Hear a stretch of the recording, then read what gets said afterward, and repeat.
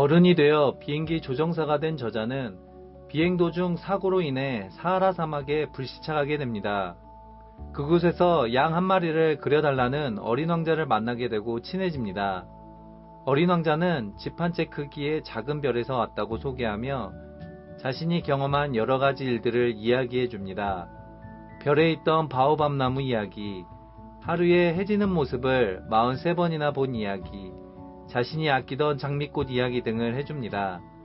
첫 번째, 자신이 살았던 별의 바오밥 나무 이야기입니다. 처음에 바오밥 나무는 작은 싹으로부터 시작하지만 그냥 놔두면 너무 크게 자라 어린 왕자의 별을 집어 삼킨다고 합니다. 그러기에 바오밥 나무에 싹이 생기면 더 이상 크지 않도록 즉시 제거해야 합니다.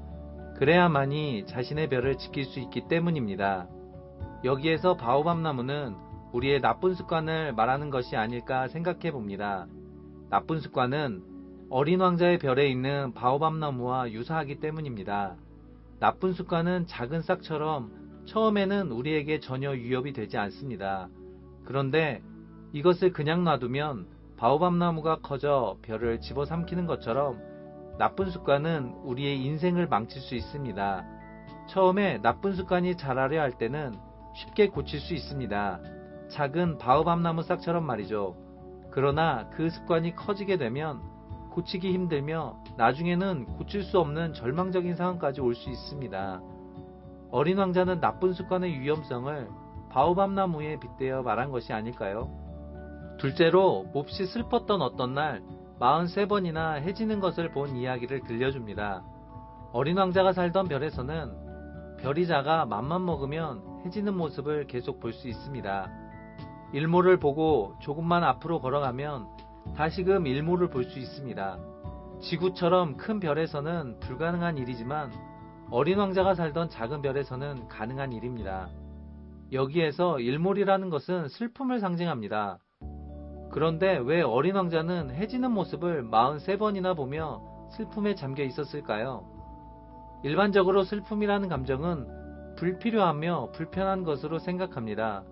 그러나 어린 왕자는 우리에게 슬픔이 불편하긴 하지만 유익함이 있다는 것을 말하려는 것이 아닐까요? 슬픔이 찾아왔을 때 슬픔에서 벗어나기 위해 몸부림치지 말고 그냥 슬픔에 잠겨 있어 보라는 것입니다. 슬픔이란 녀석은 심술맞게도 벗어나려고 몸부림치면 더욱더 나를 움켜쥐고 놔주질 않지만 내가 포기하고 가만히 있으면 어느 순간 나에게 흥미를 잃고 놓아줍니다. 놓아줄 때는 자신과 같이 함께 해준 것이 고마웠던지 성장이라는 큰 선물을 나에게 줍니다. 어린 왕자는 우리에게 슬픔이 왔을 때 벗어나려고만 하지 말고 조금 힘들어도 슬픔을 유지해보라고, 그로 인해 얻어지는 유익함을 누려보라고 조언하는 것이 아닐까요? 셋째로 자신이 돌보던 장미꽃 이야기를 해줍니다. 자신이 살고 있는 별에서 작은 싹이 나면 그것이 바오밥 나무 싹이 아닌지 자세히 관찰합니다. 방심하다 바오밥 나무가 크게 자라 별을 삼킬 수 있기 때문이죠. 그러던 중 바오밥 나무가 아닌 다른 나무가 자라게 됩니다. 그 나무는 어느 정도 자라다 성장을 멈추고 꽃을 피우게 되는데 그 꽃은 장미였습니다. 장미는 아름답고 애교스러웠지만 허영심이 가득했습니다. 장미는 아침 식사 시간이 되면 물을 달라고 하고 바람이 불면 가림막을 해달라고 하며 어린 왕자를 귀찮게 했습니다. 그것뿐만 아니라 함부로 말을 해 어린 왕자에게 상처를 주기도 했습니다. 어린 왕자는 서서히 장미에게 지쳐갔습니다.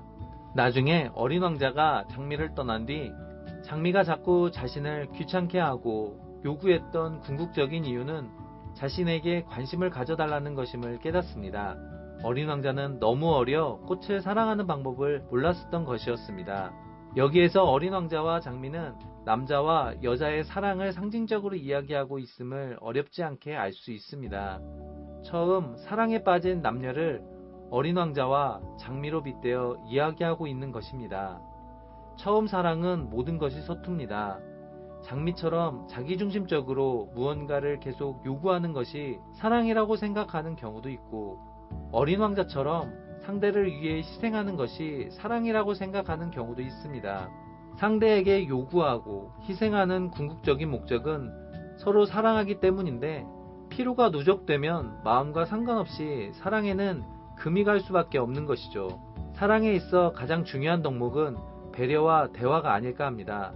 장미 입장에서 볼 때 장미가 어린 왕자를 배려했다면 무리한 요구를 하지 않았을 것이고, 그럼 어린 왕자는 장미에게 지치지 않았을 것이며 급기야 장미를 떠나는 일은 없지 않았을까 생각해 봅니다.